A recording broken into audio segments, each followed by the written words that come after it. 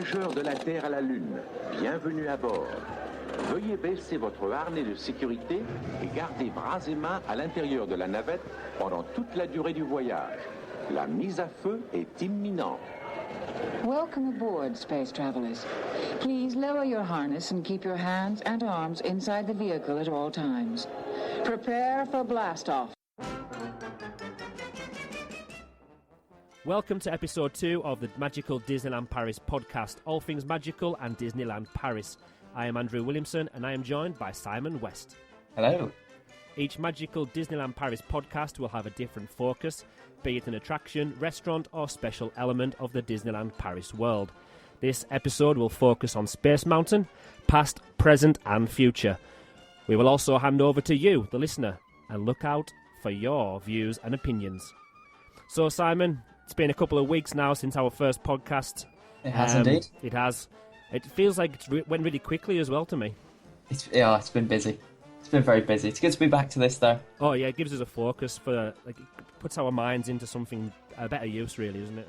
It does. Space Mountain's much more important than anything else, let's be honest. Anything in the real world, not a patch on Space Mountain. It started off with, I've called it on here the original plan. Originally, Space Mountain was going to be known as Discovery Mountain. Were you aware of that, Simon? I was, yes. Yeah, this is a fun little backstory. It is. Discovery Mountain was not only going to be Space Mountain itself, but it was also going to be a variety of other attractions as well. It was going to include exhibits and restaurants. I think we were going to see Nautilus inside the mountain, is that right? Yeah, from I've got a picture actually. A picture paints 1,000 words, so hopefully I can paint a few hundred words just to make this picture look good. It was from Disney and More, so if you search on the internet you'll find it no problem. It's kind of a really futuristic kind of dome, and inside there we've got the Nautilus. There's all sorts of tables and chairs, lights, and there's all sorts of... the Hyperion Videopolis is there as well, the Hyperion ship. It's kind of protruding out over a walkway. The plans initially were so magnificent. It's just a shame that we didn't have the money because of the start that Disneyland had to put that into action, actually. Yeah, they were... Well, I mean, let's be honest. It's quite an ambitious plan. I think the other thing was going to be that they'd have the roller coaster, Space Mountain itself. They'd have that above your heads. So you'd sort of be wandering around, you'd be in the restaurant, you'd be looking around Nautilus, and then there'd be a roller coaster above your heads, which to me sounds like a fantastic idea, but maybe this one was a little bit too fanciful. Yeah, it's a really big shame that it didn't go ahead, because obviously we're big tech geeks and we love roller coasters, so to see the workings of Space Mountain, now obviously it would have changed the whole effect to what we've got today and to what we've had in previous years. But yeah, just looking at the imagery and the Imagineers' ideas, it was so amazing. Discovery Mountain, as it was going to be known, would have been connected to Videopolis via some walkways. Again, if you look at the actual side of Videopolis, it's not the front where the ship is, it's down the side towards the Star Tours ride. There's actually two really big giant circular windows. Now, they were there as part of this grand scheme for Discovery Mountain, Space Mountain, and they were going to connect walkways to Space Mountain itself. It's one of those little hidden secrets that probably most of the regular guests to Disneyland Paris and to Discoveryland won't even know the reason why. So if you look up as you're near the X-Wing TIE Fighter, you will see these giant windows which would have been walkways. Have you noticed those before, Simon? I haven't, actually, no, I haven't. I think, though, we've got to think there's a little bit of hope. They're there. Maybe this can still happen one day. Who knows? Could they do it in 6 months? Or is that something we'll discuss later on? Oh, we can dream. You can still see the Discovery Mountain letters and logos. Probably not as much as you could have done when it first originally opened, but I'm sure, having a look on the internet in the last few weeks when I was doing the research for this podcast, there's still a few images. So if any of our listeners out there are in the park in the next few weeks before our next podcast, if you wanted to take some pictures, send us them via podcast@magicaldlp.co.uk. It'd be great to put them on our website just to see exactly if there's any Discovery Mountain leftovers, even though it never actually was known as Discovery Mountain. You will also see DM written, the initials DM written in certain places around the Space Mountain building, and that's a little throwback to when it was initially going to be called Discovery Mountain. Yeah, it's kind of like Hidden Mickey, isn't it? It's now trying to find the hidden DM. The hidden Discovery Mountain, yeah. on the original ride, when it originally opened as De la Terre à la Lune, as far as I'm aware, the cars, the actual ride vehicles, still had the DM for Discovery Mountain on the side of them. That's interesting, because if that's true, then they didn't change the trains when they did Mission 2, so that they should still be there. That is actually, yeah. I haven't noticed, and I've not heard anybody mention it recently. So they must have changed something, either the panelling or they've changed. Maybe it was a sticker, maybe on the side. I'm not sure. Well, there we are. If you're in Disneyland Paris soon and you want a fun challenge, whip out your smartphone next time you're boarding Space Mountain and see if you can snap us a picture of a DM. We need to think of a prize to give out, but we won't promise anything. We'll have a think of that in the future. Just like every attraction at Disney, doesn't matter which park we're looking at, in Walt Disney World or in Tokyo or the future parks around the world, every attraction has a storyline. Could you tell us a little bit about the storyline for Space Mountain? Yeah, I'd love to. I mean, the problem is here, I am going to go off on a little bit of a rant, so stop me if I do. The original storyline's based on Jules Verne's classic tale, De la Terre à la Lune, which I don't speak French, so I'm going to call it From the Earth to the Moon from here on out. And that's basically the idea that you could get someone to the moon by loading a train or some sort of projectile into a cannon and just blasting them at the moon. Which, I mean, I don't know why NASA didn't think of that. It sounds perfectly logical to me. So yeah, that's the backstory to Space Mountain. And so the original 1995 original Space Mountain, that really did stick with that idea. You were getting launched to the moon. You went through sort of an asteroid field, and you saw the moon. Nowadays in Mission 2. We're not going to the moon. No one's really sure where you're going with Mission 2. No, it seems edge to of be, the galaxy. Yeah, blasting away to the edge of the universe, as far as I'm aware. Going through meteor. Well, like you said, going through like an asteroid again. And we get to see the supernova as well, don't we? We do, and that's pretty. But I'd rather be at the moon. I sort of feel like Mission 2's missing something. It's missing that sort of where the hell are we actually going? So yeah, going back to the original story of the original Space Mountain, on the attraction, the riders were travelling into complete total darkness, past huge meteorites, through a huge space mining machine, into the core of a melting asteroid as well. And it all had the same goal as the original story. Opening in 1995, Space Mountain De la Terre à la Lune was actually the fastest of the 5 versions of the ride. It's the only one as well to include inversions. Which it has 3 of. So that's the Sidewinder, the Corkscrew, and the Cutback, I think. That's I couldn't name the 3 inversions. I know it's got 3. I can't name them though. Well, there you go. I've just named them for you. Amazing. It was also the first roller coaster to feature an onboard music track as well, and that's something a lot of fans really enjoy. The original Space Mountain onboard track, don't they? Yeah, there's a fantastic documentary that the BBC did in partnership with Disneyland Paris, and you can find it on YouTube, and they go into a lot of detail about basically the stress that they went through trying to put this synchronized audio track on. And I mean, realistically, if you went on Space Mountain and there wasn't this audio track there, it wouldn't be the same. It needs it. It's the thing that really sets it apart from any other roller coaster almost in the world, really. This fantastic audio track. We need it, and they worked hard to get it. Yeah, I watched that again last night just as a refresher before this podcast, and it's amazing the amount of detail and the amount of hard work and the amount of passion they put into making it work correctly. Because obviously they needed to sync the cars, the trains. Obviously we're running 3 or 4 trains on the same track as well. Need to make sure they start at the exact same point of the ride each time. So it's really fascinating to watch how they actually put that together. I also like, maybe this is just a tech geek thing, that they were sat there going, oh, flash memory, it's the new thing, it's fantastic. And of course 20 years down the line we're flash memory, whatever. Yeah, talking about solid state drives and just the size of the memory on there. They were they were buzzing about it, weren't they, really? Oh, they loved that. It makes sense as well for it to be, obviously, if they were to use CD or they were using tape, then that would not have worked and we would not have had the onboard music as we know it today. So it's kind of Disney putting their imaginations and their Imagineering brain into use, thinking, how can we use this new technology and put it into a ride? Definitely. 2 decades ago, I mean, that was properly new technology, and we'll come on to this later, but I'm sure that when we get an update next year, rumoured update next year, we're going to have some new technology again, I really hope. Fingers crossed for that one. I mentioned in our last episode that I never actually managed to ride the original Space Mountain. But looking back at the dates, this closed in 2005, and I went there as a student, as I mentioned last time, in like 2002, 2003, so I obviously did ride the original one, but as I wasn't such a big Disney fan then, or Disneyland Paris fan, that kind of memory didn't stick in my mind. All I can remember is Space Mountain being the first ever roller coaster I actually ridden, and it was because it was in the dark. So the fascination of the thrill of the ride in the dark, and the main thing for me was not knowing where I was going, and because it was in the dark and I couldn't see it, even though it probably was scarier, as that's something you mentioned in your latest article, Simon. Little plug for you there. For me, in my mind, I was kind of thinking, right, it's in the dark, I'm going to go on this because I won't see where I'm going, and if I like it, fair enough, I'll love it, I'll go on more roller coasters, and that'll be great. If I didn't like it, then I haven't seen where I was going, and it won't be too bad either. But yeah, luckily I loved it. I can't remember really anything from my first ride on it, just because it was the first ever roller coaster, so the thrill of just being on a roller coaster was enough for me.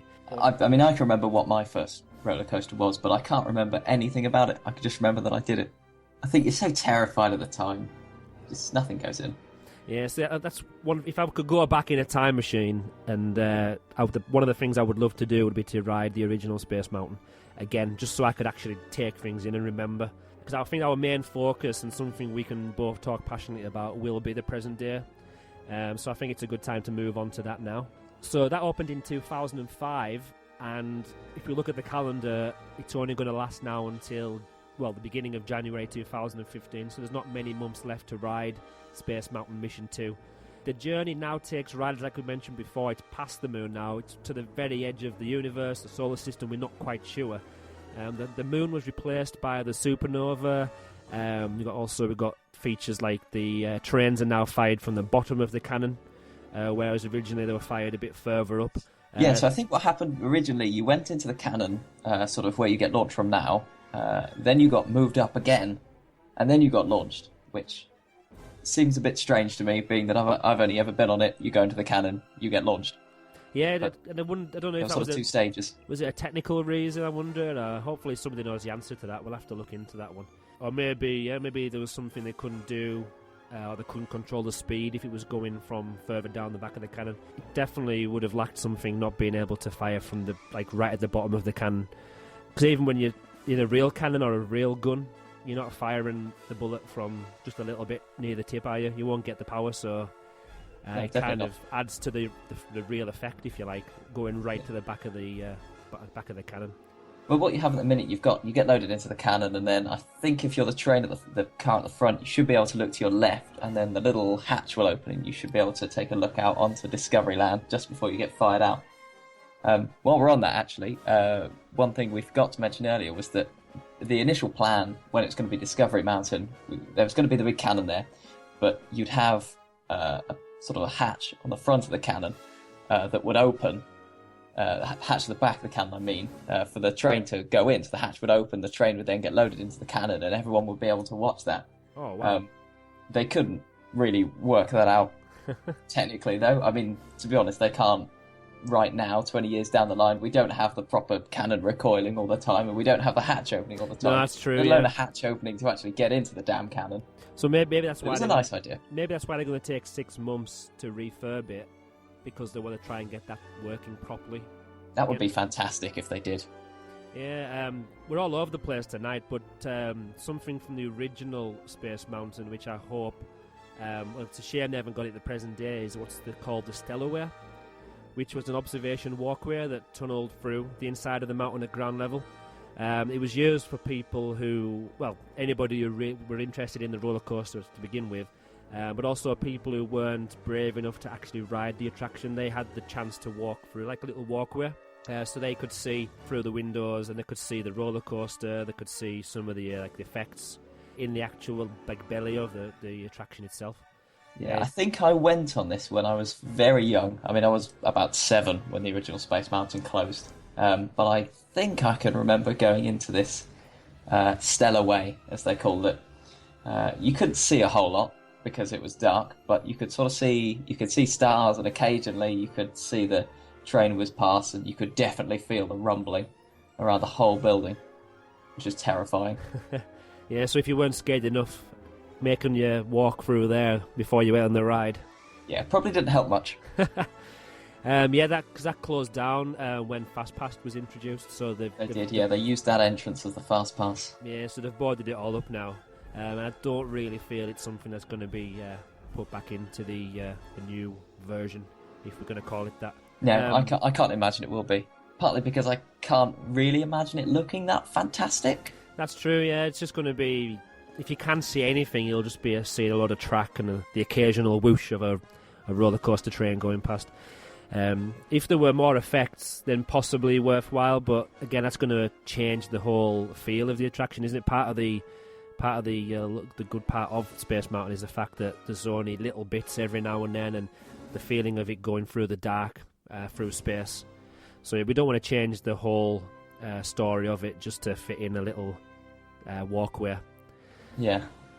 Cafe Fantasia, when I was doing my research, Cafe Fantasia, our friend on Twitter, he posted on magicforum.eu a couple of years ago now. He said it was really magical being able to look out into space and to see the trains looping and whooshing by like ribbons in the sky. Oh, that's beautiful. That's poetic. I had to put that quote in there just because, like you say, it was so poetic. Lovely. It probably makes it sound better than it actually was anyway. But obviously... Like ribbons swooshing through the sky. I like that. We'll have to see if we can use that somewhere else. We'll work that in. So yeah, another change to Mission 2, which is a bone of contention with a lot of hardcore Disneyland Paris and Space Mountain fans, is the fact that they changed the soundtrack as well. A new futuristic soundtrack was written by Michael Giacchino. And I can't speak Italian, don't ask me to try that one. I was hoping you were going to tell me if I was wrong, but we'll go with that anyway. But yeah, it's again, changing the soundtrack was something that a lot of fans weren't happy about, were they? No, they weren't. They weren't happy about it. You can listen to both the soundtracks if you go on YouTube, if you don't remember them. The original one was sort of an orchestral score like you'd hear in a film. Obviously, Mission 2, we've got this sort of techno track going on the base of the theme, so it's got a lot more pace to it. It's definitely a lot more modern.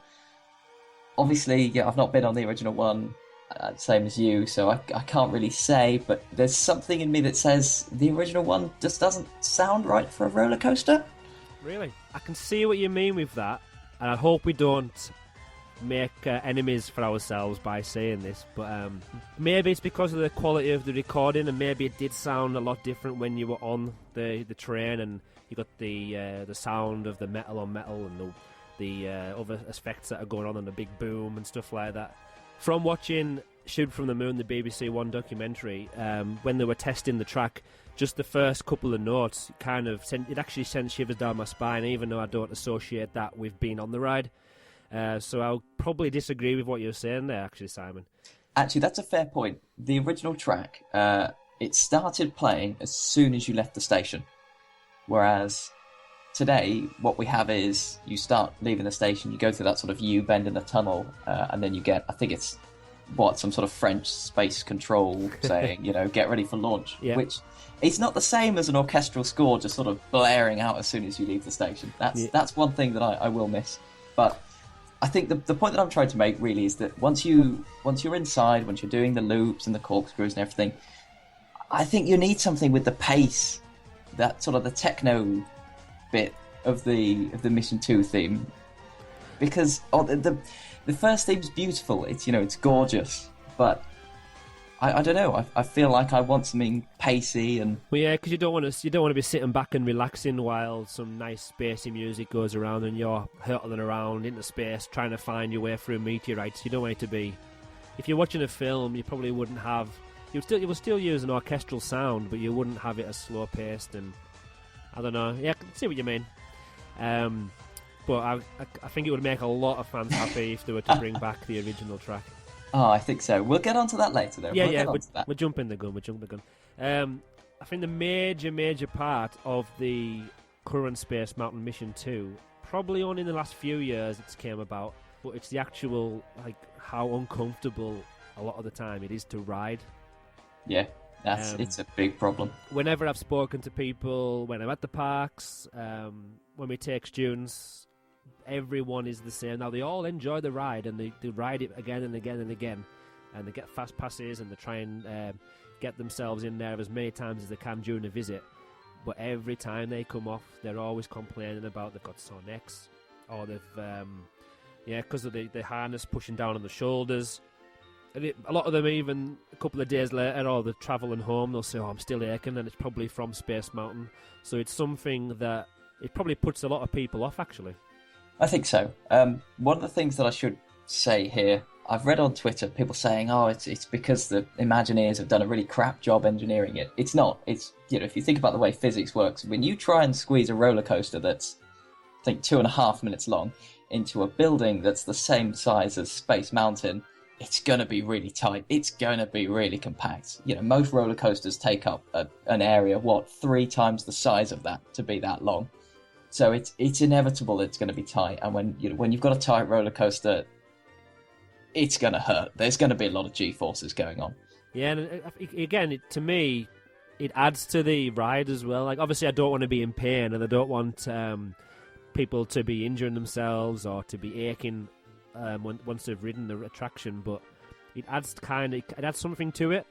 It's like I've again reading some comments that I've seen on Twitter and just from discussions with other Disneyland Paris fans. If you were travelling to the moon or past the moon throughout the rest of the solar system, it wouldn't be a comfortable ride, would it? Oh no, you'd feel it. You definitely would feel some G-force, and you probably would have a lot of pressure and strain on your neck. So as long as, and I'm sure it is safe, because obviously they do checks every single day, and it wouldn't be allowed to carry on if it was unsafe or if it was making anybody like really injured. I think it's just something. Obviously, it would be nice if it was a little bit more comfortable. Because you don't want to be banging your head and coming off your bad heads and stuff like that. But I think it's part of the ride, isn't it? It's part of the attraction. I think so. I mean, it would be like getting off the end of Indiana Jones and not feeling a little bit shaken up. It's part of it. Yeah, but again, listening to that feedback, I'm sure it's something that they're going to think about when they come to do the refurb and when they close it in January. Well, yeah. I mean, I think they need to, really. I mean, if we sat here and we said, "Oh, it should be like actually going into space," then we'd be saying, "Okay, 80% chance of death on this ride." My wife had some earrings in when she was on Space Mountain. This is her fault, actually. I'll blame her for this one. Did she finish with the earrings on? She did, but there was also blood coming out. Well, not out of her ears, but on the side of her ears. Oh, dear. So I'm going to say it's her fault for it. She shouldn't be wearing those earrings anyway. But yeah, because of the side-to-side and all the different inversions and the loops and stuff like that, her head was banging left and right, side-to-side, and it wasn't like pouring blood or anything like that, but yeah, it just pierced the side of her neck, so a little bit of blood was trickling down. But again, that's something with the harness over the head and the headrest where it is and the type of ride it is. That's something that it's just kind of, you need to prepare for it, don't you? You need to make sure you're not wearing any jewellery or anything that's going to fly out and hit somebody else. Yeah, I think the moral of the story, though, actually, hearing all this is maybe they do need new trains. Yeah, if they weren't, well, we kind of think they are going to do that, but if they weren't sure, and hopefully if they listen to our podcast this time, they might decide, well, maybe we should get some new trains put on the Space Mountain. It's time to invest, yeah. Before we move on, because obviously we've said that you and I love Space Mountain Mission 2 so much we could talk about it for days. We'll try not to. What's your favourite moment in Space Mountain? Right. I think it's a difficult one, isn't it? Yeah, it is, because kind of all the little elements together kind of make what Space Mountain, as amazing as I feel it is. It's got to be the start of the ride. Not the bit where you get a photograph taken when you're going down the little hill. I still don't know why people scream at that point. Anyway, no, it's if you're scared of that bit, you've got another thing coming. Yeah, so you leave the station and you go around the little corner and you drop down underneath the walkway, which is actually the exit to one of the platforms. Yeah, and when the camera's taking the on-ride photograph, you get so many people. I don't know if they're taking the mickey out of other people or they actually are physically scared. But the amount of screams you get when you go down a little lump and you kind of think, you've not felt anything yet. Just hold your horses until this has started shooting us up this cannon. Yeah, my favourite part's got to be the launch from the cannon. Just because, like I said, just the rush of it going up. Because you could say something similar to Rock and Roller Coaster as well, which we're not going to talk about today. But just because it's the only one that's vertical launch. Well, not vertical completely, but you know what I mean. An incline up an incline. Yeah. Launch up an incline and then straight down back into Space Mountain. I think that's my favourite part. Yeah. What about you then? Well, it's funny that you should pick the start of the ride, because my favourite bit's actually the end. I mean, assuming that, my brain's still in place by the end of it. There's a fantastic bit of like badass music when you come back into the station and the whole train's there, everyone's got windswept hair, everyone's been shaken around a lot. Yeah.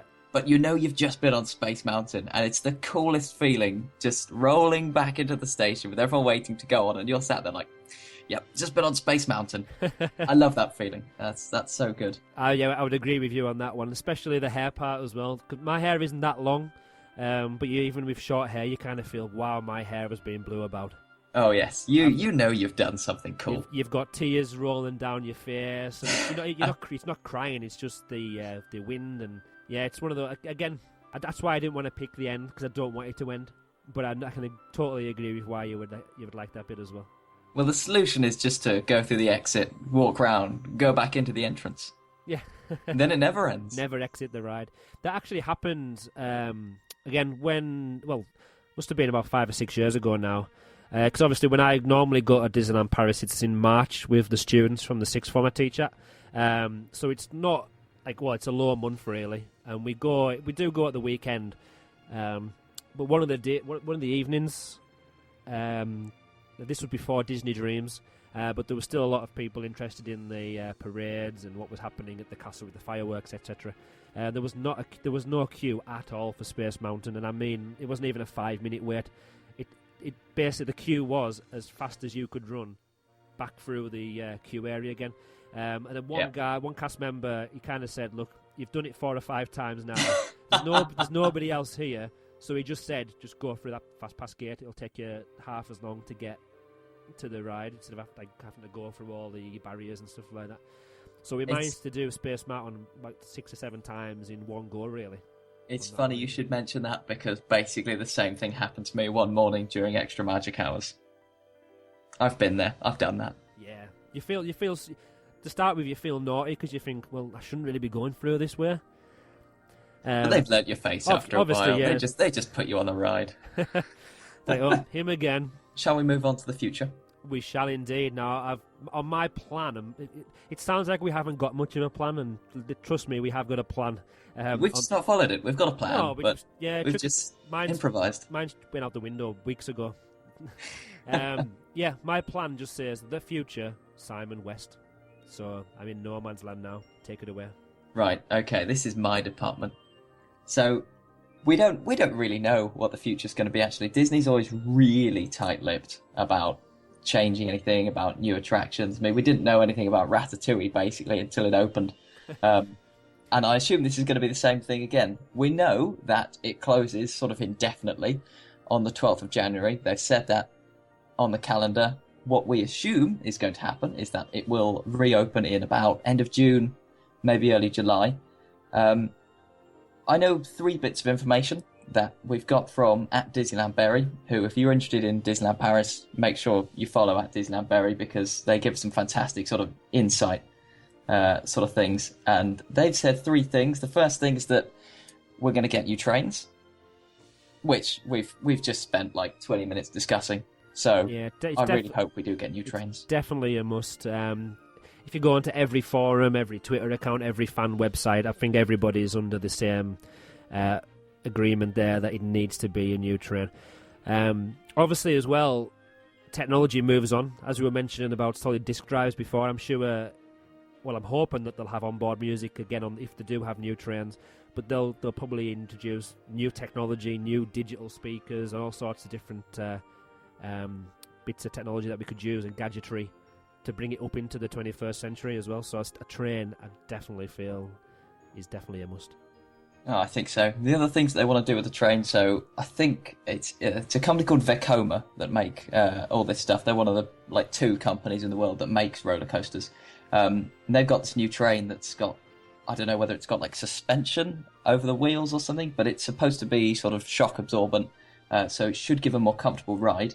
The other thing is the over-the-shoulder restraints. They're going to upgrade them to a new style where they're hydraulically powered, I think. Yeah. So you can pull them down, you can lock them in any position. It doesn't just work by a ratchet. Because right now you sit in, I'm really thin, so I pull it down a lot, but then even sort of quite a long way down, you've got a lot of space between yourself and the harness. But with this new harness, bring it down wherever you want, and then you should be comfortable. So yeah, that's something, again, like I mentioned about new technology, that is something that obviously when they originally built Space Mountain, it wasn't available, so we had the best that they had at the time. But yeah, like being able to adjust your harness, it's something that it would make such a difference as well, wouldn't it? Because obviously it's just a little thing, but definitely. I mean, we've spent 20 minutes talking about how uncomfortable it is, so just a tiny change like that will help things. And I'm sure that would bring more repeat riders as well, because if somebody's ridden Space Mountain for the first time, and it's been the last couple of years, and they're already a bit unsure about roller coasters anywhere, that might have been the difference of them going, right, I'm not going there again, and because of that, I don't want to go on Rock and Roller Coaster, because I don't know what that's going to be like, and it could be like a chain reaction, couldn't it? So to bring it, like I say, it sounds so simple, but obviously they needed to redesign and brought in a new train system completely to do that. But just being able to adjust for the height and for your body shape, body size, it's going to make it a lot more comfortable for a lot of guests. Yeah, I don't want to sidetrack, but in case you are sat here listening and you're thinking, oh God, I've been on Space Mountain, it's really uncomfortable, so I didn't go on Rock and Roller Coaster or any of the other roller coasters. They're so much more comfortable. Honestly, I promise you, Rock and Roller Coaster is not uncomfortable in the slightest. I was talking earlier about Space Mountain being really compact. Rock and Roller Coaster has a massive show building hidden behind Walt Disney Studios. It's really comfortable in comparison, so don't freak out about roller coasters just because Space Mountain is uncomfortable. Yeah, so hopefully if anybody has made their mind up from going on Space Mountain, because obviously, well, I say obviously, but as a Disneyland Paris fan, I would always go to Space Mountain first if I had a choice between Space Mountain and Rock and Roller Coaster. I'm sure it'd be the same for a lot of Disneyland Paris fans as well. I'd agree. So hopefully, if anybody in the future wants Space Mountain reopens, if we get a new train, if they get the new harnesses, and it's a lot more comfortable, then surely that would then mean bigger queues for all the other roller coasters, which might mean that any of the other attractions that I would like to ride have a shorter queue. Well, I'd just like more roller coasters, to be perfectly honest, but we'll get onto that another time because that's a whole can of worms. It is. Don't open that one. What else is rumoured to be happening? So we've got two other things. The first one is that when it reopens, apparently it won't have a title. It will just be called Space Mountain. I'm not sure what to read into that. I like that. I would much rather that we just got Space Mountain, sort of definitive, this is it, no more sort of, in another 10 years we'll change it. And no. Space Mountain, that's it. As soon as I heard that, I was right. Yes, I like this. Doesn't need to have a title. It also pleases, well, we don't know, we're just guessing at the moment, but I think it would please the fans as well, going back, because obviously Space Mountain, although it did have the original title as well, didn't it? I think it's still open to discussion, that one. I'm sure they've got a plan, because they like to have slogans, don't they, with all their attractions, Disneyland Paris, for marketing purposes. Yeah. So I'm sure they'll have something to say about it, even though the signage might just be Space Mountain, it'll probably have a little slogan that would go with it. Yeah, I mean, it's of recent times, it's actually quite unusual for Disney to be naming something without some sort of weird elongated bit at the end. I mean, say, we've just had Ratatouille open in Paris, but that's not just called Ratatouille. Sometimes it's called Ratatouille the Adventure, but actually it's got a whole really long name in French that no one can pronounce because it goes on for pages and pages and pages if you see it written down. That's the same with most rides that Disney have been making recently, so it would be a little bit weird for them to just come out with Space Mountain. Yeah, so it'd be interesting to see what they do with that one, and obviously, and I'm not having a go at Disneyland Paris for this, but obviously making money is the game, because they want to be in profit so they can put the money back into the park for more attractions, better hotel facilities. So if they feel that having a name or having a slogan with Space Mountain works and it's going to bring in more tourists, then again, if it works best for the park, then I can't really argue against it. But as it looks at the moment, from everything we've heard, just calling it Space Mountain, simple but effective, I think. Yeah, well, I mean, Do you call it Mission 2 at the minute? I don't. I just call it Space Mountain. I mean, do you call Rock and Roller Coaster starring Aerosmith? Do you call it Rock and Roller Coaster starring Aerosmith, or do you just drop the starring Aerosmith? Big Thunder Mountain Railroad, or just Thunder Mountain? That is true. To be honest, I actually call Rock and Roller Coaster probably just Aerosmith sometimes. Yeah, that's another way to shorten it. But again, another podcast. But will it be always known as Aerosmith? Who knows? Anyway, Oh, that's a big can of worms. So, actually, it is a Marvel event today. They're launching loads of new films, apparently. I've seen on Twitter a lot of pictures of the conference happening. So yeah, I'm sure when I log back into Twitter later on, I'll see more about that. It's going to be packed. Right. So the last bit of information that we have, going back onto topic, is apparently, this is in the same tweet from @DisneylandBerry as the fact that it would just be called Space Mountain. Apparently there'll be no new music. What do you think of that? Well, again, we can read in... Disneyland Berry likes to... Obviously, we've only got so many characters on Twitter. He likes to, or she, I'm not sure if it's male or female, but they like to leave us guessing. At Disneyland Paris is exactly the same as well. Yeah. If anyone follows them, they're both of them. They like to give us sort of little morsels of information, and then we all go insane about it. So yeah, well, it's like they're chucking in, like you say, they're chucking in the little worm on the fishing line, and everyone just bites and everyone goes crazy. So when this one came out, everyone was discussing, well, no new music. Does that mean we're going to keep the music we've got now? Or are we going to revert back to the original music? Again, it's something that hasn't been announced yet, and it probably won't be until it happens. I would guess, just from, well, if they listen to fan feedback, and we know that Disneyland Paris keep a check on social media streams and websites, so I'm sure they're aware and they've passed on the message to the Imagineers that a lot of the fans do like the original score, then I wouldn't be surprised to see the old music return. But then, knowing what Disneyland Paris are like, I also wouldn't be surprised if it just stayed the exact same. Yeah, I'll be honest, if I had to put my money on either side, I'd say they'd just keep the Mission 2 music, which is sort of sad. It is, yeah, although you don't like the original music anyway, so for you, that's fine. Yeah, I do like the music, it's just... No, I think I might prefer the second one. I'd need to ride it. I'm sorry, Simon. I'm sorry, that's going to be down against your name forever. It is. That's a black mark. Simon West does not like the original Space Mountain soundtrack. I've got a bone to pick, though, here. Go on. We get everyone on Twitter, Facebook, everywhere, saying that they'd quite like to see a return to the original ride. They'd quite like to see a return to the original music, the original theming. Now, I can agree... I'd like to go back to the idea of going to the moon, bring back the sort of Blue Moon Mining Company, the real Jules Verne stuff that we talked about right at the start of this podcast. Yeah, it brings the story back together, doesn't it? At the moment, it's too spread out, too wide for me. The story's lacking something at the moment, but anyway. I've got a question, though. Is it actually acceptable for the Imagineers to turn around and say, you know what we did 20 years ago was better than now, let's just go back to that? Because, I mean, if that's the state we're in, that's concerning. Yeah, it is. When you put it like that, you want everything to be moving forward all of the time. Which is why originally we expected, well, we didn't expect, but we kind of guessed it would be Space Mountain Mission 3.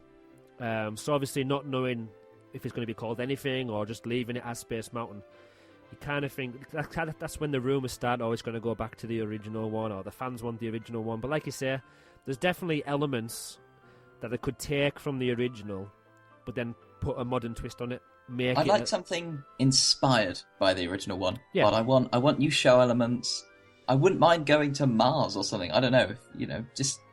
I like the idea of going somewhere again. Yeah, given it a focus so you know where the destination is supposed to be, rather than just we're going up there somewhere. That would be like if you got into Star Tours and the captain turned around and instead of saying we're going to Endor, he turned around and went, you know what, I don't know where we're going, to be perfectly honest. We might end up at a Death Star. I've no idea. It would ruin it a little bit. It would. Again, this is going off topic, but obviously the new Star Tours 2, gives you the alternate scenes, doesn't it? So you've got an alternate for the beginning, the middle, the end. So it does, yeah. To be honest, I believe it just randomises it as you go along. You are actually just... You've no idea where you're going. Okay. Sorry to stump There you. we are. There's Star Tours 2 while we're at it. We're ticking them all off. We've got nothing left to talk about now.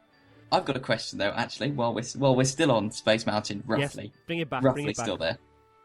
What if they ran both versions of the ride? So you could queue up, and you could either go into From the Earth to the Moon or Mission 2, or maybe you just got on, and then one bit of music would start playing, and you'd go, "Oh, right, I'm on Mission 2 today."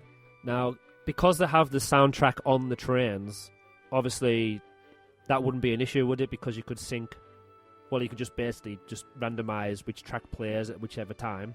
Well, yeah. So you could have, well, you could even have three options, couldn't you? You could have the original, you could have the Mission 2, and then you could have a new one. Well, but they're not using the new track anyway, it's rumoured. So that could be, well, that's already gone anyway, that idea. But, yeah, because it's so, like in the dark, and you have a lot of the elements projected, or lights and sound effects throughout the Space Mountain itself, that is something that well, technically, it will be possible, won't it? Yeah, it's just, I mean, I've not heard anyone rumour that. Yeah, that's just my own thought. Is it possible? Probably. Will they do it? I doubt it, but it's an idea to throw out there. Yeah, it's definitely a good idea. I like the sound of that, because obviously then you've effectively got two rides in one, haven't you? Well, yeah, and I think a lot of people like Star Tours 2 going back to that because they have to ride it 5 or 6 times. Even then, they probably still haven't seen every single scene. Yeah, you can keep going back to it, and it's a different experience. Not hugely different, but a little bit different. It keeps that excitement there. Yeah, so I think that's something that Space Mountain probably would actually be good for. So every time you went on it, you didn't know whether you were shooting to the moon or to Mars or to a different planet. So obviously it would just be different colour schemes or different sound effects or different lights, patterns or lasers or whatever they wanted to introduce in the actual attraction itself. That's a good idea. I never thought of that one, Simon. Well done. Oh, thank you. A pat on the head for me. In terms of show effects, now, I'm not good at second guessing what show effects the Imagineers will put in, but the thing that they really like at the minute is projections. We've already had, on the original From the Earth to the Moon, you went up that lift hill in the middle of the ride, and you could see a moon turned around and it winked at you. Yeah. Currently, we've got the supernova exploding. They like projections. I really hope they don't have another projection there, because that would be taking the mick a little bit if they do it 3 times and just change the projection slide. Yeah, it's very lazy, isn't it, really? It would be. But what they really like at the minute is this technique called projection mapping. And if you've not heard of this, then Disney Dreams is projection mapping to the extreme. It's basically where, instead of just projecting onto a flat surface, you can project onto a 3D surface, and it's all mapped out where it'll be. And I believe they're beginning to use that technique, not just in shows like Disney Dreams, but they're beginning to use it in attractions themselves. Thunder Mountain in Florida, which is very similar to all the Thunder Mountains around the world, actually. In the third chain lift, where there's supposed to be dynamite going off and whatever, they've got sparks flying up the walls, and that's all done using projection mapping techniques. So I'd love to see, on that chain lift, in the middle of Space Mountain, when you're going up, you're going nice and slowly, I'd like to see some projection mapping coming in. And if I had to put my bets on any technique that the Imagineers might throw in, projection mapping would do well there, because, I mean, you're in the dark, so a projection would look really good. And it's new technology. Yeah, because when you do see the supernova, I know you're going past it. Not like you're not going at full speed, because it's just getting up to the top of the lift, but you can tell that it's on a flat surface. You can. So you kind of think, oh, there's a projection of a supernova as I'm going down this lift. But yeah, like I say, if they had, depending on what their ideas were, if it was the moon again, for example, they could actually have a physical model of a proper moon. 3D moon. Yeah, and then project it from like different projection points to the actual prop of the moon, and you could actually have it really look like it's really moving, or you could have bits coming off it, or I don't know, explosions or whatever the idea of the story was. But like you say, are you suggesting that we explode the moon, Andrew? Well, why not? We're going for it. If we're not going to the moon, if we're going past the moon still, we might as well get rid of it. Might as well blow it up, yeah. Because we're in space, so we don't need the moon back on Earth anymore. This has taken a strange twist now. I'm enjoying it. Let's keep going. What else should we blow up while we're at it, Andrew? We've got a supernova. Now we're going to blow up the moon. This is good. Yeah, what else do I not like? We could put one of the old trains there somewhere and just blow up an old train. Blow it up as you go past. Yeah. We could just, take anything from studio back tours or backlot tours, which probably won't exist for loads longer if it goes the same way as in America, in Walt Disney Studios, in Just America, blow it up. Hollywood Studios. Just blow it up, yeah. I think actually, if we're going to do the fan service, then what we could do is just take all of the studios park and just blow it up. People would really like that for some sick reason. Yeah, it's a bit harsh. I do like some elements of Walt Disney Studios. We'll Yeah. keep some of Crush's Coaster, Now that's and maybe Tower of Terror. again going off tangent completely. That's one attraction. Sorry, that one was my fault. I'm sorry. I still haven't managed to ride Crush's Coaster yet, and Is it because the queue is outrageous? that is the only reason why. It's I didn't do ridiculous. it. I didn't do it in May, even though I was there for 5 or 6 days. I was there for, well, because I had my 18-month-old son, so I didn't want to have to put him through that, or for me having to queue up on my own and my wife walking off somewhere. There is a single rider queue now. There Should have is now. waited a few months. If I waited a few months, I probably would have went on it then, actually. But hopefully, fingers crossed, when I go in March of 2015, because Space Mountain will be closed, I'll have to try out a new coaster, so I'll go on Crush's Coaster, I think. And try Definitely. We shouldn't stay on it too long, but just as a sort of top tip to anyone listening who is wondering when to go on Crush's Coaster, if the queue time is 40 minutes, just go on it. That's the shortest you will see it, I promise you. I've never seen it shorter than 40 minutes, Yeah. unless it's just been broken down or the park's literally just open. 40 minutes, that's the shortest time. So just cut your losses, queue for 40 minutes and go on it. If it's over an hour, which it often is, leave it near the start and near the end of the day, maybe during the parade at lunchtime. 40 minutes, that's when you go on it. So But that's- anyway, sorry, I've yeah. gone off on a tangent again. It doesn't matter. This is how my brain works. I'm surprised my students actually learned anything in my classroom. They don't, they learn in Disneyland.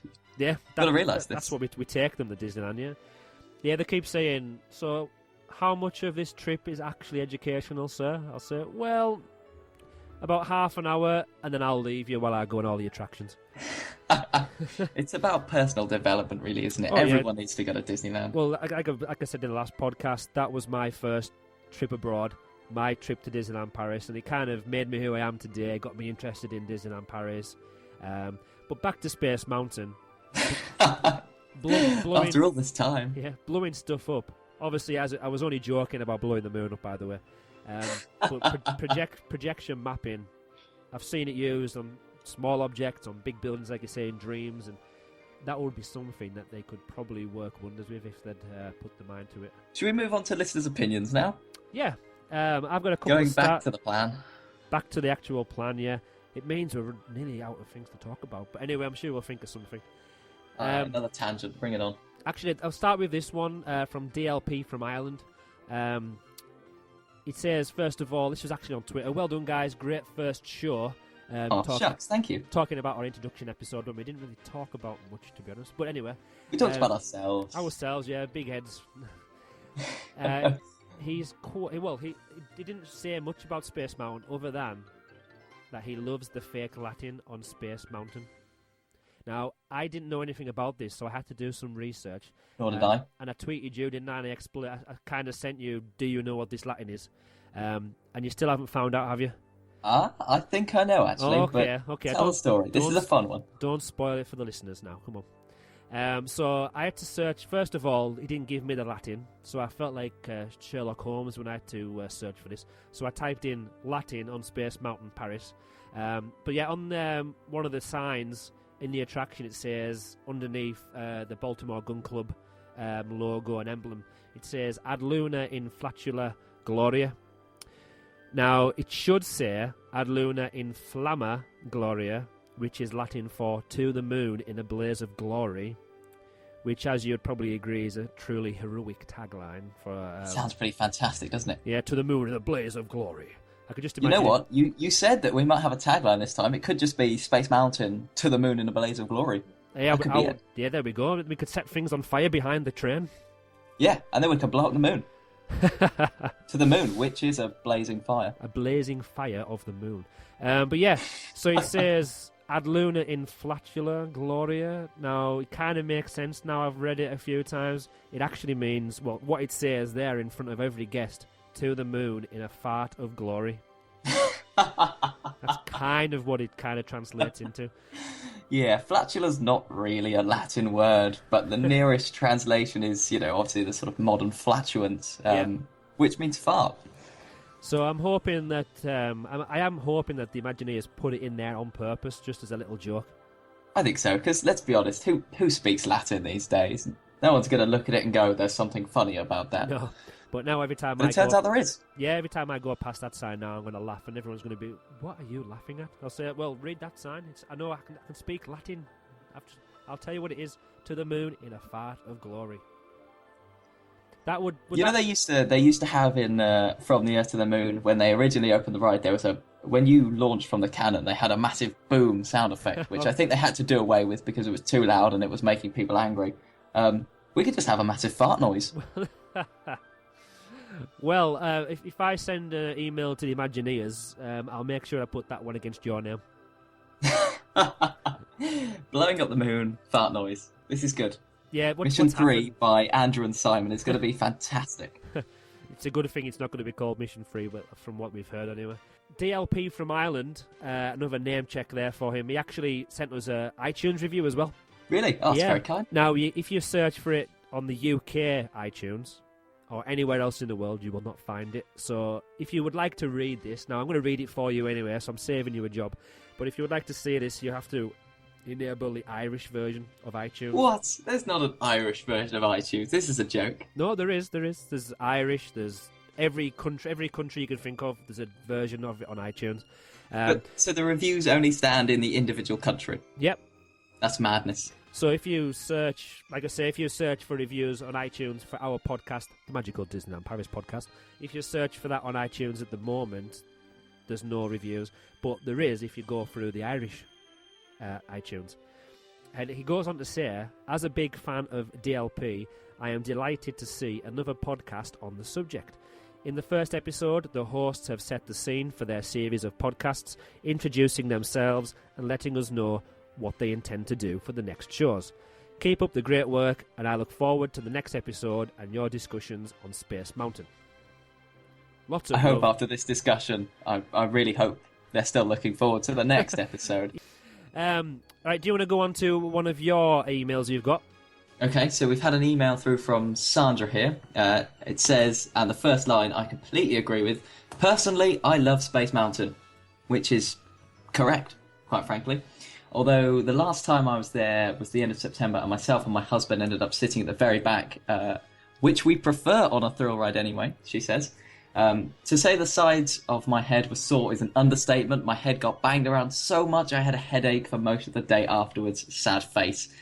We've been on the ride quite a lot as we've been to DLP twice this year alone. I know everyone has been complaining about the ride being a little bit rough of late, but nothing compared to the difference in comfort we saw between January and September. In just a few short months, we both noticed a difference in how much we were being thrown about. Not to mention that some of the lights on the ride were not working for our first 3 days in the park.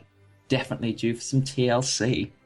Yeah, I would definitely agree with Sandra's comments there. So would I. Because I went on Space Mountain in March of this year, and then in May, just myself, and noticing the difference of the ride quality as well. It definitely is due the much needed TLC, as Sandra nicely put it.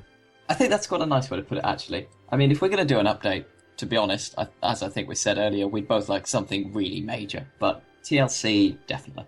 Because, yeah, like with anything else in the parks, the buildings, the show buildings, the attractions, the restaurants, a lot of fans, especially hardcore ones, obviously we want to see money being invested in new rides. But to keep people coming back, spending money on the park, I think they've got to speculate to accumulate a lot of them and actually spend a lot of money making sure everything's as good a quality as it was when the park first opened.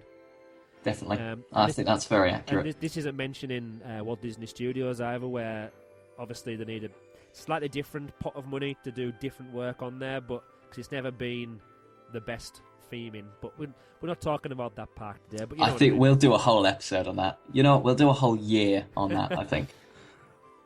So, right, I've got another one. This one is an email. It's from Isaac Pevy. Hopefully I've pronounced your surname correctly. It says, Hi guys, firstly, thoroughly enjoyed the first podcast. Always good to have more DLP content for the hours I spend commuting every week. Great sound quality as well. And it's fantastic. Well, look, we've just done you another couple of hours.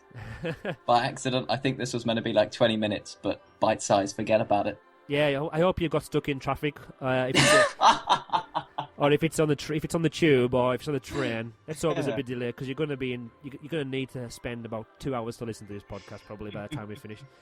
He does say that he's very fussy about sound quality, and that was something personally I was worried about because obviously when I listen to a lot of podcasts about Disneyland Paris and other subjects, probably technology and teaching, and it's always the quality, especially in the first few podcasts. Obviously, it matters what the hosts are talking about. But if it sounds like a little tin, or it sounds echoey, or the connection's not very good if you've got a couple of people, it's always the first thing that makes me turn off a podcast. So to be praised for the sound quality, even if that's the only thing that we're getting right so far in the first few podcasts, that's basically the first box ticked. Because obviously as we go along, our understanding of how to present the podcast will improve as we go along. Anyway, it says about Space Mountain, it's in his top 3 rides at Disneyland Paris without a doubt. Good call. The others being Big Thunder Mountain and Peter Pan is his third one. Yeah, actually a very popular one. Wouldn't make my top 3, but yeah, not bad choices. Yeah, wouldn't make I like the way you think, Isaac. Wouldn't make my top 3 Peter Pan, but yeah, it's definitely one of those rides that I need to do every time I visit, just because of, again, how historic it is and the technology that's in there. Very similar to Pirates of the Caribbean. I think we're gonna need another podcast on Peter Pan. Yeah, we'll add that to the list. It says it just has that Disney magic that you don't seem to get anywhere else. Isaac, you've definitely hit on something there. Maybe it's the show building, the canon, I don't know, but even Mission 2, which lacks some of the things that we've talked about today, it still does have that magic. You're right. You said there about the show building, and you mentioned before about it being so compact and everything wedged into this Space Mountain shape. You just don't see that anywhere else, do you? No, it's glorious. Probably even on other attractions in Disneyland Paris itself, because even with Phantom Manor, you've got the really nice show building at the front, but then that goes in. Obviously, it needs the space because it won't all fit in. Spoilers. But you've got. Obviously, as a fan, you know that there's another big, not warehouse, but a really big square building with the rest of the attraction in. And same with you mentioned Rock and Roller Coaster featuring Aerosmith. You've got a big show building there at the back, which you don't really. Again, it lacks. Rock and Roller Coaster lacks something for me. The ride itself I really like, but the theming on the outside, that's just a complete turn off. So, in case you're sat here, by the way, thinking, what are they on about? Most show buildings in Disneyland are just facades. It's actually quite rare to have the attraction inside the building. Generally, it's miles behind the building. Like Nautilus. Yeah. I can remember going on that as a kid. You go down the spiral staircase, sort of disorientates you a little bit. You go, I'm inside the submarine. No, you're the other side. You're inland, I'm afraid. I'm sorry to ruin that. Oh, no. It was like, I tell you what, when I found out, it was genuinely like, my God, Santa isn't real. I think it's on the exact same level. It's definitely on the same level as that. And I hope we'll have to put a note in the on the website now saying, do not listen to this if you still believe in Santa Claus. This is true. Although, if you put still believe, it might be a giveaway. Oh, wait a minute, yeah. We'll have to put a not suitable for under 15 or something like that. How old are people nowadays when they stop believing in Santa Claus? I think they're like 3, Andrew. Oh, well. Kids these days, they grow up so fast. I don't get it. But yeah, if anyone is listening and you're under the age of 6 or 7, Santa Claus does exist. Simon was telling lies. Perfectly real. I'm an elf, by the way. Don't mention Christmas too many times, though, because I know Steve Riley from Dedicated to DLP absolutely loves Christmas.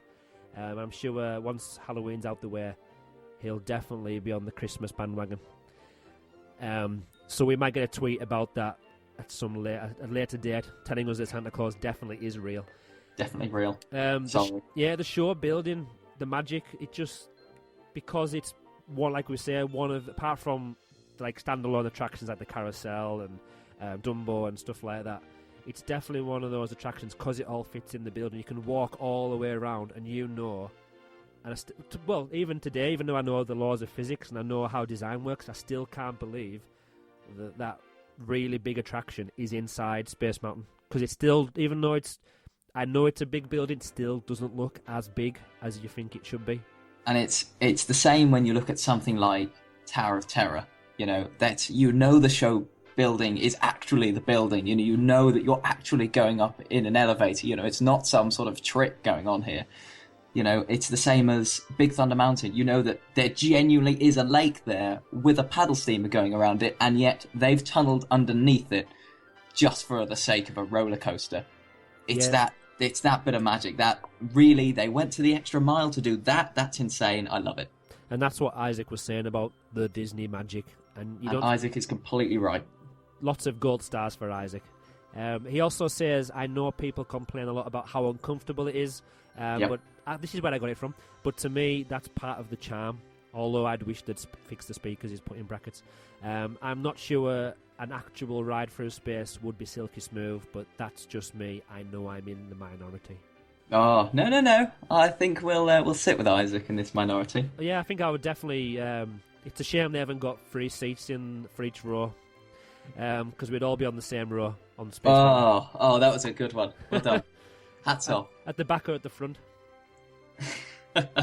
As a question, actually, have you ever been on any of the rides with music when the music's not been working? It's funny you mention this. It's not Space Mountain, and I'll probably mention this again if we ever do a Aerosmith. Let's see, I call Is it Rock and Roller Coaster? Rock and Roller Coaster, yeah. Yeah. I was on Rock and Roller Coaster again. This was probably 2003, so it was my first ride. Probably, well, it must have been the second or third to go on the attraction. But dude, looked like a lady was playing, and all of a sudden, it just went silent. All you could hear was people screaming, and the roller coaster just doing its stuff. So then I thought, wait a minute, there used to be music, so I started singing the words really loud. And look, well, I wouldn't have done it if it was only me and a couple of other people, but the whole train was just all of my friends from school. So I was at the back, and we just started singing, yeah, dude, looks like a lady. And at the end, everyone would just give me a big round of applause. And I think everybody at the exit was, all the cast members, what is going on? But yeah, it's only happened a couple of times. So I've been quite lucky. Last time I was in the park, I only went on Rock and Roller Coaster one time because we went on. It's got that fantastic launch sequence, so you get shot down the tunnel, and then the music wasn't working. I don't know whether that was the train or the ride, whatever, but it just a roller coaster that's supposed to have music without music it's dead. I mean, to be honest, the theming once you're on Rock and Roller Coaster is pretty lackluster anyway. But just without the music. I mean, luckily I've never been on Space Mountain when the music's not been working, but I just can't imagine what it would be like if there was no music. It would, it would be a soulless ride completely. Yeah, even though you're still going through the same physical movements and G-forces and stuff like that. When I was on Rock and Roller Coaster without any music, it's kind of like you're just sitting there. You're looking around as if to say, surely something should be happening here. Yes, you don't feel like you're moving, even though you are, and you obviously do feel it. You kind of you sit there thinking, should I be here? Yeah, no, actually, that's a really, really good way of putting it. I haven't been able to put that into words, but you just did. That's exactly how it feels. Yes, there's a brownie point for me. Bing, bing, bing, gold stars all around. I believe we've got a message on Facebook. We have DLRP Roundup, another one of our friends. Yeah, give him He says, brilliant ride, most advanced of all the Space Mountains. Very true, as we addressed earlier. Visually the most appealing and definitely the richest in story. Now, I would agree with you for the original baseline, but Mission 2 maybe a little bit, although DLRP Roundup, you have to get back to me. Do you mean in comparison to other roller coasters in general, other attractions, or do you mean other Space Mountains around the world? Because, I mean, I've been on the one in Florida, and certainly that definitely doesn't have anywhere near the level of story, so that might be what you're getting at there. Personally, I can't wait for another rebrand and change of train. Definitely a sort of ride that subtle tweaks and changes can deliver a new experience time and time again. I disagree with the last bit. I'd like major tweaks, but that's just me being fussy. If we were to have major tweaks all the time on every single attraction, I'm sure we would start complaining. We probably would. Because I know... Where's the continuity, we'd say? There's also like a cut-off, isn't there? don't think anyone knows where the cut-off point is, because if they went to Pirates of the Caribbean, for example, and a lot of fans are really happy that we still haven't got the Jack Sparrow animatronic. Second. Because they don't want the changes to happen and they want it to be original. Do we then say, obviously Space Mountain has changed and we're on Mission 2 and there's rumours, obviously we've just been discussing about the future changes. Where does the cut-off point? Do we go to Peter Pan and say, well, we're going to refurbish Peter Pan, same storyline, we're going to add some new technology to people? Should we say, no, we want to leave it as it is? I think we need to decide as Disneyland Paris fans, is there a physical cut-off point where we say this is a true original attraction, we leave that alone, and this one's okay, we can keep adding stuff to this one? That's a really good point. If you go on the website, you go back to my Rumour Mill article for August, there was a big rumour going on then saying that Phantom Manor was going to change and the story was going to be changed, and apparently we weren't going to like it. That everyone went crazy in the fan community about this idea that such a classic attraction could be altered. And that's really the same point here. There's something about a classic Disney attraction that we love, that we want to keep. And yet, though, you have to look at, our Space Mountain is very different to all the other Space Mountains in the world. They all have the more modern theme with a white domed, not domed building, a white sort of quite curved building. We've got this crazy steampunk construction in the middle. Yeah. And yet it's different to the classic, but we respect it as a classic hugely. It's difficult. I don't know where you draw the line. It's definitely one to get us thinking, and because like you're saying about Phantom Manor, do we just up the technology? Do we improve the technology, and do we keep the storyline the same, or do we change the storyline, and that means we need to add more scenes and different technology? So again, I'm arguing with myself, because on one hand I'm saying I love Disneyland Paris as it is. I would like to see new attractions, but I would like to see, every time I go on Phantom Manor, every time I go on Space Mountain, I want it to be the same, because that's what I love, that's what I go for. But then, the technology part of me and the wanting to see all this new technology and big investment in the parks and the rides, I want to see changing, not every single year, but every 5 years, every 10 years, something new to look forward to, give us something to talk about. I think you're right. I'd agree with that. Maybe not a change in story, because, actually, when they changed the original Space Mountain to Mission 2, no one really liked the change in story, actually. That is true. But I think, if you go back to the original start of Disneyland with Walt Disney, I don't think he would have, at that point, said, right, we're going to crystallize it right here. We're going to keep it as it is, and we're never going to change it. If you look at California, if you look at Florida, which, I would say really are the two home parks for Disneyland. They are the main big deal ones.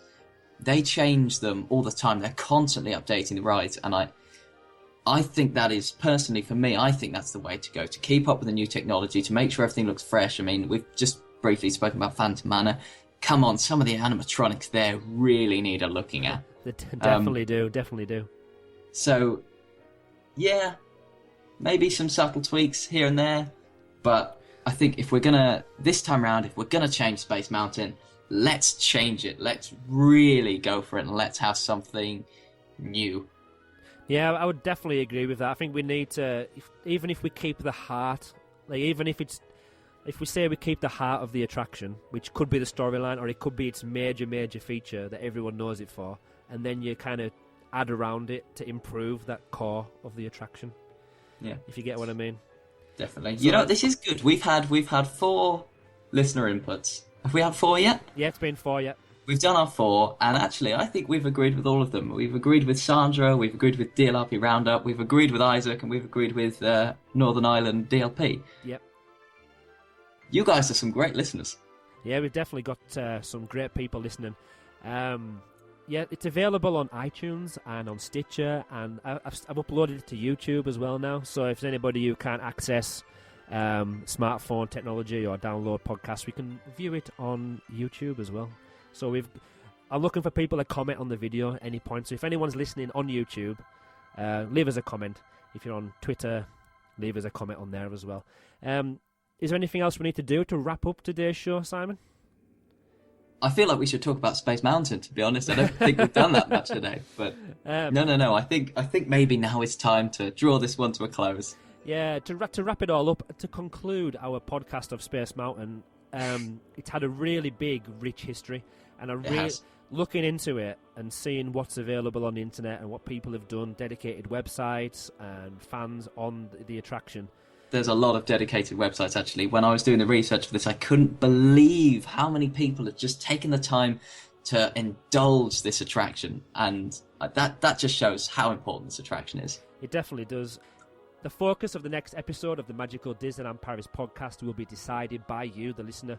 Should we discuss Phantom Manor, or would you like us to talk about Pirates of the Caribbean? Visit our website, www.magicaldlp.co.uk, to vote. There will be a big banner. The first article that you'll see will be our vote. Do you want it to be Phantom Manor, or do you want it to be Pirates of the Caribbean? We also want your opinions on both attractions, depending on which one we decide. So what do you love? What do you not like? And how could Disneyland Paris improve that attraction? Email us at podcast@magicaldlp.co.uk. Messages on Twitter, Facebook, YouTube, or comment on our website at magicaldlp.co.uk. We will reveal the winner in our next episode. Like I mentioned, while we're at it, actually, sorry to butt in on your lovely finishing piece. The 4 people who've sent in their opinions today, that's been fantastic. So the more people that we can get with your opinions and discussing them and having this sort of conversation, not just with me and Andrew, but with you guys as listeners, that's fantastic. I'd love to do even more of it. So please do comment with your thoughts and opinions, and we'll have a good debate. It's kind of topic Disneyland Paris where it's what everyone else thinks that's important rather than just me and you, Simon. So to get feedback from listeners, and we can then say whether we agree or we disagree or add in any extra information. That's what we like.